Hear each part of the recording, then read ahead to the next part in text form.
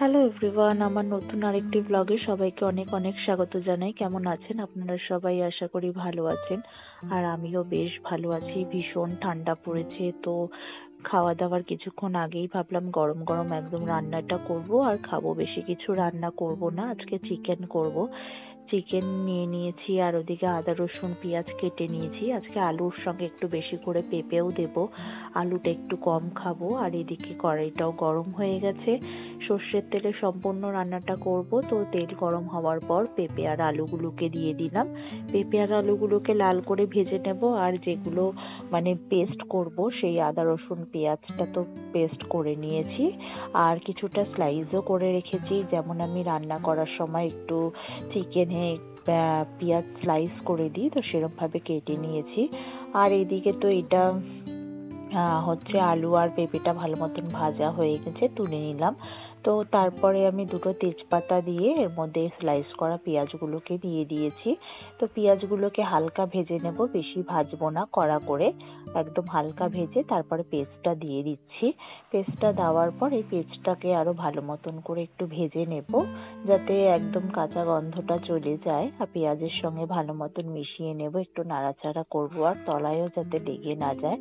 তারপর ভাজা হয়ে গেছে, এরপর আমি একে একে গুঁড়ো মশলাগুলো দিয়ে দিচ্ছি, যেমন নুন, হলুদ, একটু কাশ্মীরি লঙ্কার গুঁড়ো দিলাম, আর এরপর ঝাল লঙ্কার গুঁড়ো দিয়ে দিচ্ছি, টমেটো কেচাপ দিয়ে দিচ্ছি, দিয়ে তারপরে মশলাগুলো ভালো মতন মিশিয়ে নিচ্ছি। তো মশলাগুলো ভালো মতন ভাজা হয়ে গেলে কালারটা চেঞ্জ হয়ে যাবে, তেলটা উপরে চলে আসবে। ভালো মতো নাড়িয়ে একটু মশলাটা ভেজে নিলাম। আর সামান্য একটু চিনি দিয়েছি, একটু সামান্যই বলতে পারেন, তো সেটা দিয়েছি। তো মশলা ভাজা হয়ে গেছে, এরপর আমি চিকেনগুলোকে দিয়ে দিচ্ছি আস্তে আস্তে। তো এটাকে ঢেকে আমি মোটামুটি লো ফ্লেমে এটা কিছুক্ষণ কষিয়ে কষিয়ে রান্না করব, তাহলে মশলাটাও ভালো মতো ভেতরে চলে যাবে। আর যদি লো ফ্লেমে না করি, বাড়িয়ে করি, তাহলে ওপর থেকে চিকেনগুলো ছেড়ে যায় আর ভেতরে শক্ত থাকে। তো সেই কারণে লো ফ্লেমে একটু ঢেকে ঢেকে কিছুক্ষণ এটাকে রান্না হতে দেবো। তো লো ফ্লেমে অনেকক্ষণ কষানো হয়ে গেছে। তো এরপর আলু আর পেঁপেগুলোকে দিয়ে দেবো। আলু আর পেঁপেগুলো দিয়ে নাড়াচাড়া করেও আরো কিছুক্ষণ লো ফ্লেমে এটাকে ঢেকে রেখে দেবো।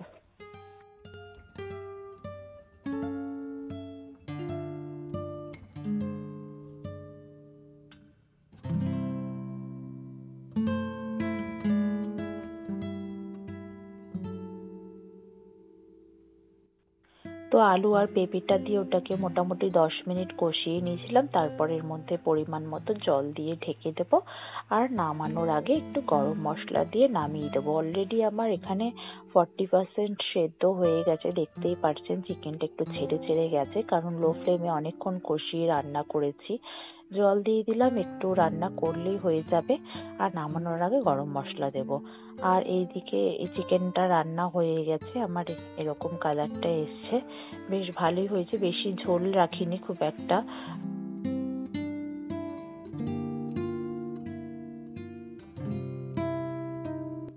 আর একটু পালং শাক করবো, তো মূলো, বেগুন, শিম, আলু এগুলো কেটে নিয়েছি, আর পালং শাকটাকেও কেটে নিয়েছি। তো এর মধ্যে এখানে একটু পাঁচফোড়ন দিয়ে দিলাম, দিয়ে তারপর সবজিগুলো দিয়ে দিচ্ছি। মূলো, বেগুন, শিম, আলু এই সমস্ত সবজি দিয়ে করবো। আর দুটো কাঁচা লঙ্কা দিয়ে দিয়েছি। তো এটা একটুখানি মাছের তেল ছিল, তো সেটা দিয়েই করব। সেটা সচরাচর খাওয়া হয় না, কারণ হজমের একটু প্রবলেম হয়, তো সেই কারণে। কিন্তু আজকে ভাবলাম একটু করব, শীতকালে একটু ভালো লাগে, তো সেই কারণে। সবজিগুলো ভালো মতন ভাজা হয়ে গেছে, নেড়ে চেড়ে ভালো মতো ভেজে নিয়েছি। এবার সবজিগুলোকে আমি তুলে নিচ্ছি একে একে করে।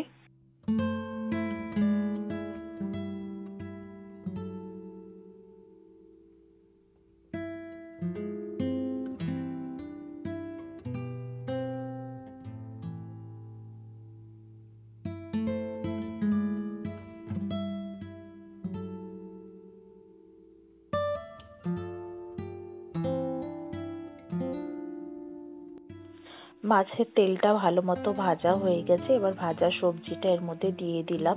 কারণ বেশি তেলে আজকে রান্নাটা করব না, অলরেডি মাছের তেল আছে যেহেতু অনেকটাই তেল বেরোবে। আর এর মধ্যে একটু নুন হলুদ দিয়ে একবারে মিশিয়ে নিচ্ছি।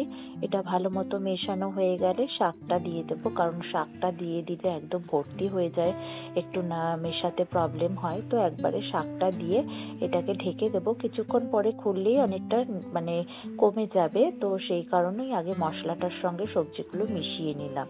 তো ঢেকে দেওয়ার পর শাকের থেকেও অনেকটা জল বেরিয়েছে, যেহেতু শাক আমি একটু ভিজিয়ে রাখি আর কি, কারণ মাটি টাটি থাকে তো শাকের গায়ে অনেক নোংরা টোংরা, সেই কারণে। তো এখানে হচ্ছে অনেকটাই জল বেরিয়েছে, জলটা শুকাতে একটু টাইম লাগবে। জলটা শুকিয়ে গেলেই তারপর একটু সামান্য চিনি দিয়ে নামিয়ে নিলেই আমার পালং শাকটা রেডি হয়ে যাবে।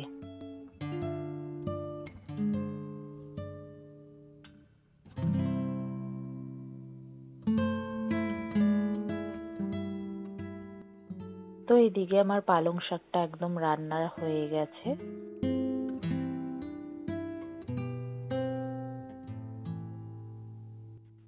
খাবারটাও রেডি করে নিয়েছি, এখানে ভাত নিয়ে নিয়েছি, একটু গন্ধরাজ লেবু নিয়েছি, চিকেন যেহেতু সেহেতু, আর এদিকে বাটিতে পালং শাক নিয়েছি। তো চলুন তাহলে খেয়ে নেওয়া যাক। আর এখানে ভিডিওটা শেষ করি। ভিডিওটা ভালো লেগে থাকলে একটা লাইক করে দেবেন, পেজ থেকে দেখে থাকলে ফলো করে দেবেন, আর ইউটিউব থেকে দেখে থাকলে একটা সাবস্ক্রাইব করে দেবেন।